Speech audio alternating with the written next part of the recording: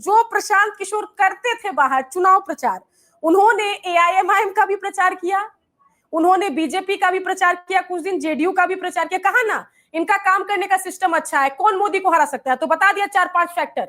ये 4-5 फैक्टर है जिसमें लाजवाब है बीजेपी, ठीक है। इसके अलावा बोला any day Nitish Kumar is better than Tejashwi Yadav. लोगों ने समझ लिया कि बता रहा है प्रशांत किशोर बड़ा रणनीतिकार, ब्रांडिंग पैकेजिंग करने लगे, कभी नीतीश कुमार की, कभी असदुद्दीन ओवैसी के साइड की बातें करने लगे, बताने लगे कि ये परिवार जो है लालू परिवार तुम्हारे बच्चों की नहीं सोच रहा, अपने बच्चों के बारे में सोचो। और जब मुस्लिम अपने बच्चों के बारे में सोचने लगा तो उसको विकल्प एआईएमआईएम दिखने लग गई। तो थोड़ा ब्रांडिंग पैकेजिंग बड़ा अच्छा ही करते रह गए प्रशांत किशोर, अपनी पार्टी का नहीं कर पाए ना, प्रोडक्ट भी अच्छे नहीं लिए। उम्मीदवार जो 2-4 थे वो लड़ाई में है, तीसरे नंबर पर, चौथे नंबर पर, उसके अलावा कुछ भी नहीं। बोलिए सर, आप बात पूरी कीजिए अब।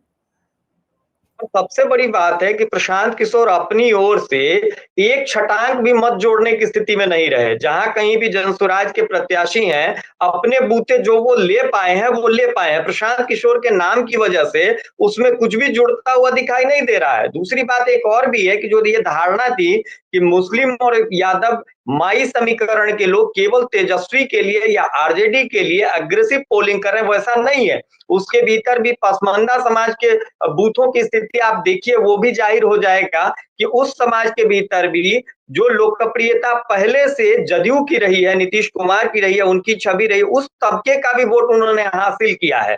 तो ये आप देखिए कि तेजस्वी यादव किसी नए वोट को एड ऑन नहीं कर पाए। जो लालू यादव के दौर में वोट था वो उसको भी नहीं संभाल पाए। दलित तबके के भीतर भी लालू यादव के दौर में जो राम समुदाय था उसका एक बड़ा चंक मिलता था, वो भी बिखरता चला गया। तेजस्वी यादव 2020 में रोजगार के नाम पर कुछ युवाओं को अपने साथ जोड़ पाए थे, ए टू जेड की पार्टी का उन्होंने दावा किया था, कुछ सवर्णों को भी वो अपने साथ जोड़ पाए थे। उसका असर भी उपचुनाव में भी दिखा था और सामान्य चुनाव में भी दिखा था 2020 में। लेकिन इस वक्त 2025 में उसमें से कोई भी चंक इनके साथ दिखाई नहीं दिया। केवल और केवल मुस्लिम यादव पर ही रह गए और उसके भीतर भी सेंधमारी हो गई। तो ये पूरी विफलता, सबसे बड़ा इस विफलता में अगर कोई कारक निकल के आता है तो वो तेजस्वी यादव है। और जिनको उन्होंने साथ लिया वो भी लंगड़े घोड़े साबित हुए। अब सोचिए, कांग्रेस डिक्लाइन कर रही थी और डिक्लाइन कर गई। और कांग्रेस क्यों डिक्लाइन की? क्योंकि कांग्रेस की जिस लीडरशिप में क्षमता थी उसको तेजस्वी यादव ने अपना दुश्मन माना। पप्पू यादव का जिक्र कर रही थी, पप्पू यादव की क्या स्थिति हुई? एक बार, दो बार, तीन बार सार्वजनिक तौर पर संदेशा दे दिया गया कि इनकी कोई हैसियत नहीं है।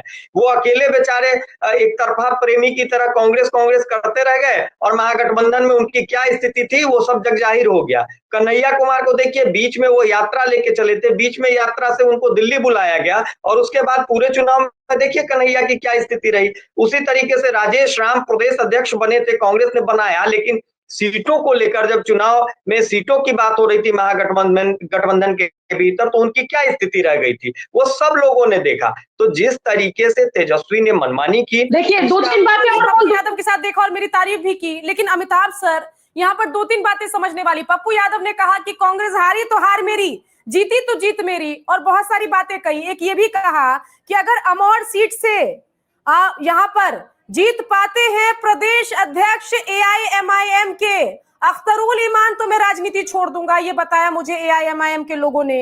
और यहाँ पर अख्तरुल इमाम जबरदस्त विक्ट्री की तरफ जा रहे हैं, 43,350।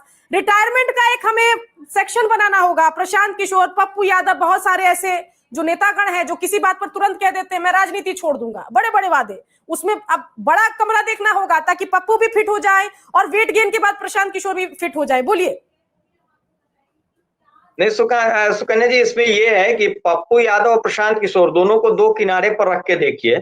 मुझे लगता है कि प्रशांत किशोर ने जब ये कहा कि 25 से ज्यादा सीटें जदयू को आएगी तो मैं राजनीति से संन्यास ले लूंगा, तो दरअसल वो एग्जिट का रास्ता तय कर रहे थे, क्योंकि उन्होंने अपना कैलकुलेशन कर लिया।